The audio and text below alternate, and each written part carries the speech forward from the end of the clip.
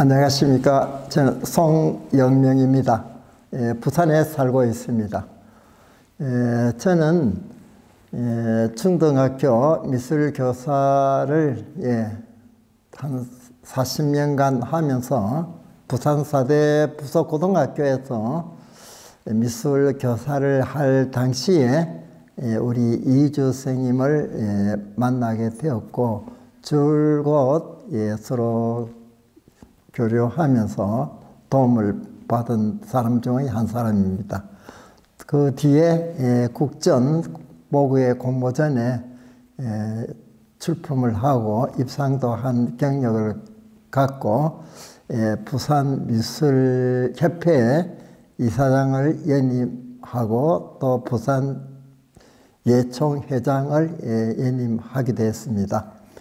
이주 우리 선생님을 만나게 된 동기는 제가 중등학교 미술교사를 하면서 부산사대 부고가 개설되고 부산사대 미술과 교수로서 이주 선생님이 70년대 초에 부산으로 내려오심으로 해서 알게 되었는데 우리 이주 선생님은 항상 부드럽고 인자하고 그런 성품이었다고 제가 기억하고 70년대 그때 이제 그 실기를 하다 보면은 유화도 하고 또 비싼 물감도 사야 되니까 학생들이 어려워서 그 유화 물감을 살 수 없을 그런 학생들한테 자기가 쓸려고 둔 그 물감을 캐비넷에서 내려가서 학생들한테도 나눠줬다는 이야기를 자주 들었는데 우리 이주 선생님은 그 사람을 사랑하고 아끼고 또 학생들을 키워내는 그런 교육자적인 자질이 참 갖춰진 분이 아니었나 저는 이런 생각을 합니다. 또 부산사대 미술과 교생 실습을 하기 위한 여러 가지 또 인원하고 접하는 일이 많았습니다. 그리고 저도 그때 여러 가지 작품을 할 때도 이주 선생님은 한 번씩 조언도 많이 해 주신 분이었고 그래서 이주 선생님은 제가 생각하기로는 참 작가이면서도 이세를 키우는 또 교육자로서 그런 인품을 가진 분이라고 저는 기억을 하고 있습니다. 그러면은 그 선생님이랑 이혜준 선생님이랑 부산에서 이제 같이 그림 그리러 많이 다니셨잖아요. 네. 그거 관련해서 생각나는 뭐 이야기나 일화 같은 거 있으시면 말씀해 주세요. 이주 선생님은 토요일, 일요일 되면은 항상 그림을 그리는 걸 제가 옆에서 보고 했는데 자연에 참 맞는 애정을 갖고 바다, 범어사, 얼쑥도 우리 주변에 있는 풍광을 즐겨 그리는 것을 참 많이 보고 저도 함께 따라가서 같이 그림 그리기도 이렇게 했습니다. 그리고 이제 저 말고도 주변에 사생을 좋아하는 분들이 우리 이주 선생님과 함께 그림 그리러 다닌 적이 많이 있은 걸로 이렇게 기억하고 또 크리스마스 전후로 돼서 그 당시에 다방을 빌려서 전시를 해놔 놓고 또 함께 작품을 보면서 환담하면서 작가로서의 교류도 그때 많이 이루어졌다고 이렇게 생각을 하고 있습니다. 그럼 그때 같이 그리실 때 이혜준 선생님은 본인 작업만 이렇게 집중하시는 편인지 아니면 다른 분들 것도 보면서 이렇게 한마디씩 이렇게 조언할 수도 있잖아요. 그런 식으로 지도를 해주시나요? 제 교사 생활을 했을 때가 35살 때였어요. 그때부터 저는 미술실에서 국전 출품도 해야 되겠다 싶어서 작품을 했을 때 이주 선생님이 한 번씩 내려와 가지고 저희 그림을 보고 저희 그림에 대해서 상당히 조언을 많이 해 주셨습니다. 그 중에도 기억나는 것은 제가 국전 첫 출품인 이 바위를 그리고 있을 때입니다. 저는 그때만 해도 좀 사실적인 그림을 그리고 있을 때인데 바위 덩어리를 크게 그리고 있을 때 하신 말씀이 기억이 나네요. 눈에 보이는 가시적인 것도 좋지만은 바위라는 개념만 빌리고 자기 생각을 좀 깊이 담도록 하라, 그 이야기를 해 주셨습니다. 그때 이제 개념만 빌린다는 그 말씀에 제가 자연을 다시 생각하고 또 그림으로 옮길 때 생각하고 고뇌하는 그러한 계기가 된 것이 아닌가 이렇게 생각하고, 지금도 저도 이 사실적이고 구상 그림을 하고 있지만은 대상을 볼 때는 선생님이 하신 말씀 개념만 빌리고 생각을 담으라는 이 말씀을 지금도 가슴에 담고 있습니다. 송영명 선생님의 그림에 대해서는 어떤 말씀을 해주셨는지. 제가 70년대는 거의가 바위 물 그림을 많이 그렸어요. 장안사, 그 범어사 계곡, 내원사 계곡, 우리 요 부산 인근에 있는 장류 계곡도 있고 이런 데서 그림을 그렸는데, 그때 이주쌤이 말씀하시기를 본인도 이 계곡을 참 즐겨 그렸다면서 해인사 계곡을 그릴 때 물빛 그걸 알기 위해 가지고 종이를 굉장히 잘 이렇게 썰어 가지고 위에서 물속에 떨어뜨리면은 그 종이가 폭포를 떠내려오면서 그 종이의 명암을 인식하고 그 물거품의 그 밝고 어두운 이걸 연구했다는 이런 이야기를 저한테 들려주셨어요.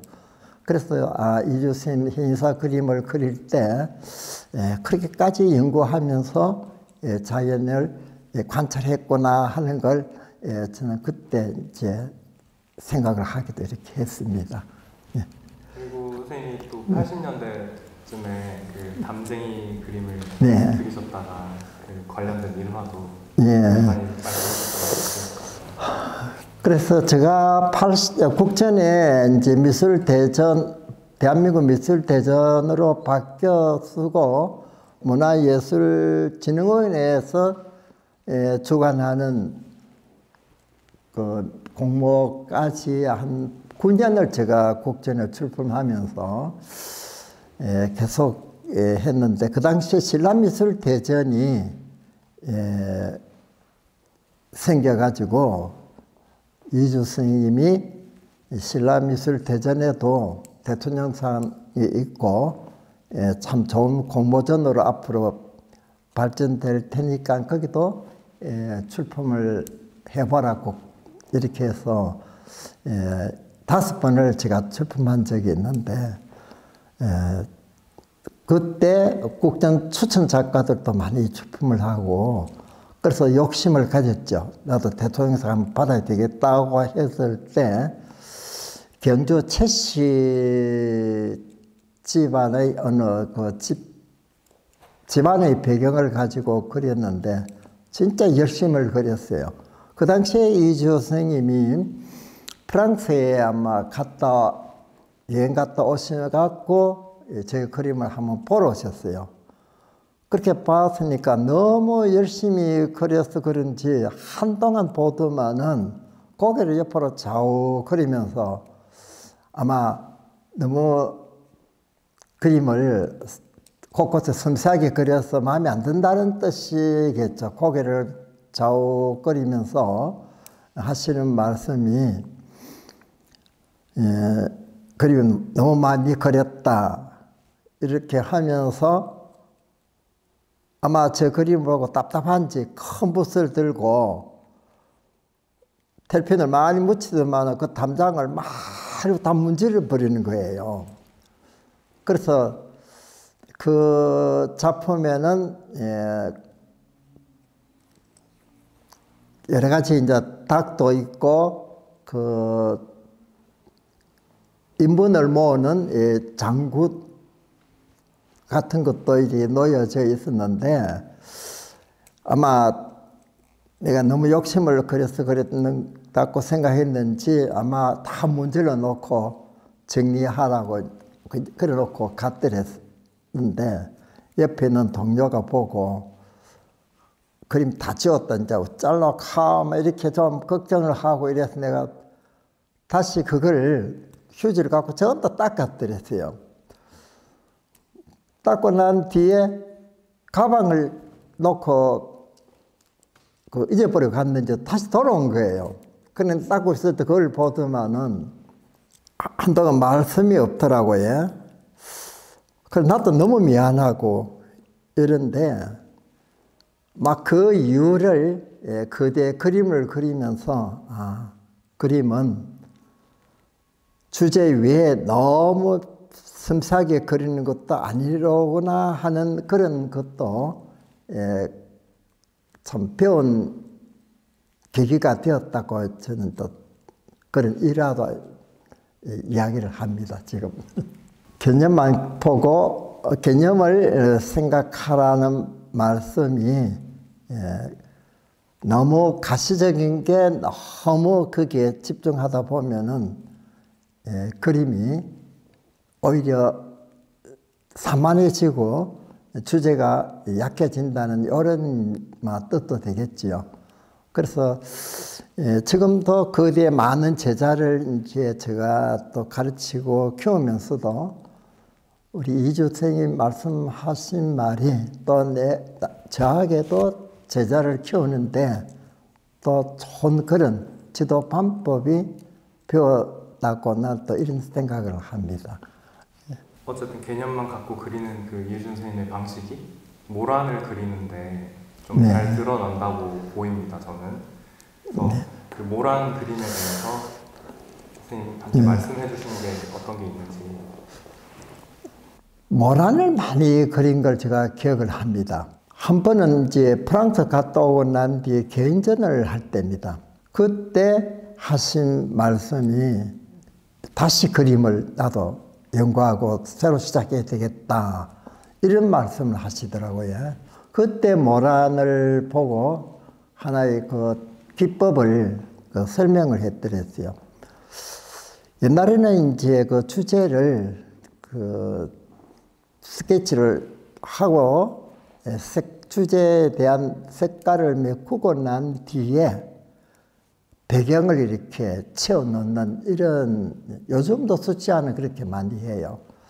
그런데 그때 모란을 가리키면서 그릴 주제는 몸에 담아놓고 그 주제에 대한 바탕을 먼저 칠해놓고 마르고 난 뒤에 주제를 이제 모란을 그린 그림이라고 이렇게 지적을 하더라고요.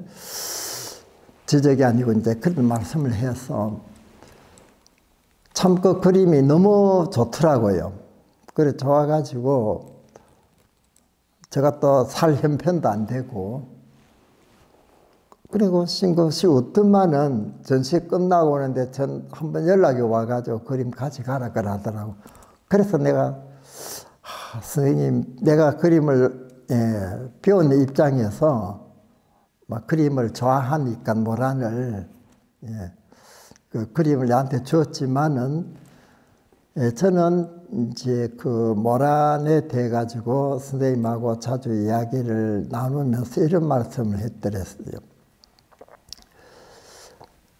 모란을 그리고 싶으면은 덕수궁에 가면 이런 모란이 분호 모란이 많이 피어 있으니까 4월, 5월 달에 가면은 그때 되면은 아마 서울에 있는 작가들이 다 자리를 잡아서 새벽부터 와서 자리를 잡아서 막 그린대요. 그래서 이제 시간을 꼭 10시에서 11시 사이에 가서 모란을 잘 관찰하고 그려라. 그 왜 그러냐고 물었더니만 모란이 오후나 밤이 되면 잎이 다 오그러들고 햇빛이 나고 새벽에 아침에 햇빛이 나면은 모란 잎이 제일 잎이 싱싱하게 탁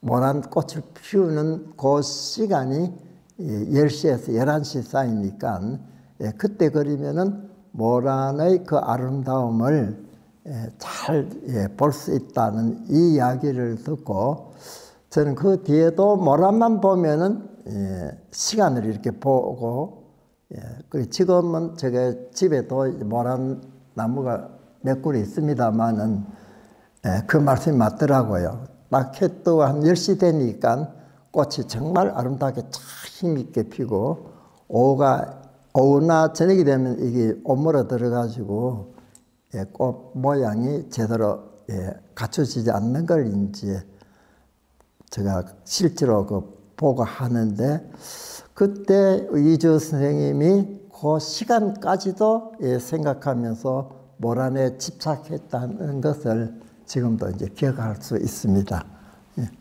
그 말인즉슨 이제 모란을 실내에 놓고 그걸 막 정물적으로 그리는 게 중요한 게 아니라 야외에서 그 시간에 맞춰서 배경 속에 있는 모란을 그리는 게 중요하다. 이런 말씀이신 걸로. 그렇죠.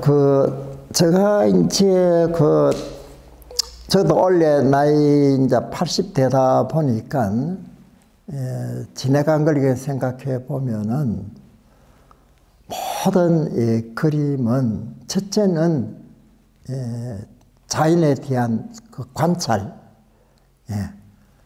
관찰이 또 분석과 해석이 오고 자기 것으로 다 담아졌을 때 자기 생각을 나타내는 그런 힘이 되지 않나. 그러니까 처음은 이 자연에 대한 그 관찰이 중요하다는 뜻으로서 아마 그 이주 선생님이 그 말씀하신 것 같는데 아마 모란을 그렇게 열심히 관찰하다 보면은 이제 자기 몸속에 모란이 다 들어와 있겠죠. 그때는 모란을 안 봐도 모란을 아마 다 눈에 보이지 않았다 그릴 사람 있겠나 이런 생각이 드네요. 이혜준 선생님이 70년대 후반에 프랑스를 가셨다고 하셨죠? 예. 그때 가셔서 뭐 손수광 선생님이랑 같이 아니 손수광 선생님이 먼저 가가 있었고 손수광 선생님이 아마 부산대 미술과 서양학 교수로 저는 아마 두 번째 오신 분인데 그 외에는 막 강사가 있었고 한 3년, 4년 정도 근무하다가 프랑스로 가셨는데 아마 손수환 선생님이 프랑스에 있을 때 방학 때 아마 이주 선생님이 걸로 가신 것 같아요. 갔다 오셔가지고 두루 이제 또 둘러보고 하시는 말씀 아까도 말씀드렸습니다만은 그림을 다시 시작하겠다 이런 의욕도 이제 펼치고 이랬는데 저에게도 한번 가라는 이 말씀도 하고 나이가 들면은 여행밖에 안 되니까 갈락하면 젊을 때 가는 게 좋다 이런 말씀까지 하신 적이 있습니다. 이혜준 선생님이 대통령상을 온실의 여인으로 받으셨잖아요. 네네. 인물 좌상 아닌 인물이 앉아 있는 거에다가 뒷 배경은 식물이랑 그런 것들을 배경으로 넣으셨는데 그 이후에도 인물 좌상이나 아니면 입상도 그리시고 누드상도 그리시고 이렇게 종종 남기셨어요. 그래서 인물상과 관련해서 이혜준 선생님이 뭐 하신 말씀이나 있나요? 제가 그 이주 선생님 그 작업장이 부산대학 안에 자기 연구실에서 그림을 주로 많이 그리기 때문에 한 번씩 그 연구실에 찾아보면은 인물을 그리는 경우는 많이 보지를 못했어요. 간혹 초상화를 그리고 계셨고, 그 다음에는 이제 그 충렬사 그 송상년 부사 그 기록화를 그릴 때는 부산대 1층 넓은 그 공간에서 엄청난 그 작업을 학생들도 돕고 이렇게 했습니다. 그거는 크기가 1,000원 정도 컸으니까 그때 수개월 동안 이 작업하는 걸 보고 그 흑백으로 된 스케치를 보고 저는 참 깜짝 놀랐더라고요. 그래서 우리 이주 선생님 인물을 또 이렇게 섬세하게 스케치할 수 있었구나 하는 이걸 제가 이제 느꼈는데, 그걸 아마 그 흑백으로 스케치한 그걸 아마 그 기록화를 만들기 위한 계획서에 아마 첨부된 걸로 알고 있습니다. 근데 그걸 이제 확대가 천호를 그렸는데, 그때 그 기록화 안에는 많은 인물이 등장합니다. 일본 사람 또 국민도 등장하고 할 때 송상년 부사 가운데 앉은 그 얼굴 초상화를 그릴 때 저 한 번씩 본 적이 있는데, 그래서 아마 인물화도 우리 이주 선생님이 참 좋은 작품을 남길 수 있었구나 하는 것도 그때 제가 생각이 나네요. 큰 넓은 캠퍼스를 유화물감 초보를 치려도 엄청난 노력이 드니까 학생들도 도우고 또 작가들도 도우고 아마 마지막은 아마 선생님이 마무리를 했을 거라고 생각을 합니다. 이혜주 선생님이 이제 많은 단체에도 소속이 되셨고, 네. 그 중에서 가깝게 지냈던 인물도 계신 걸로 알고 있어요. 이병규 선생님이라든가. 이런 거에 대해서 선생님이 들으신 바가 있으신지요? 당시에 이병규 그 선생님에 대한 이야기는 간혹 했더랬어요. 자기 스승 역할, 자기 양정고등학교 미술쌤이 계신 분인 줄 제가 알고 있는데, 그 영향으로 그림을 열심히 했고 또 대통령상까지 받았다고 어떤 의미에서는 은사 같은 아마 그런 느낌으로 이야기하는 걸 제가 이렇게 기억나고, 그 다음에 이제 손수관 선생님이 이제 그 사실은 부산대학에 모시게 된 것도 아마 이주 선생님이 오시라 했을 것 같는데, 손수환 선생님하고 이주 선생님하고 서양화 교수로서는 부산대학에 상당히 역할을 했어요. 그림을 잘하는 학생들한테는 국전 또 모국에 내라고 이렇게 권유도 하고 이렇게 한 걸 제가 기억나고 있습니다. 부산에 녹향회가 이제 구성될 때, 그 녹향회 그 창립 멤버들이 당시에 그 이주쌤 야외 스케치 갈 때 많이 함께 가신 분들 위주로 이렇게 구성이 되어가지고, 쉽게 말하면 제자들이 녹향회를 창립하는데 아마 고문 역할로서 몸 담고 있은 걸로 기억하고 있습니다. 녹향회는 제가 이제 중간전도 돼가지고 같이 출품을 하고, 지금도 이제 이주 선생님이 창립한 그 녹향회, 제가 또 녹향회 회장을 맡아서 회원이 한 20명 정도로서 열심히 그 회를 이끌어가고 지금 있는 편입니다.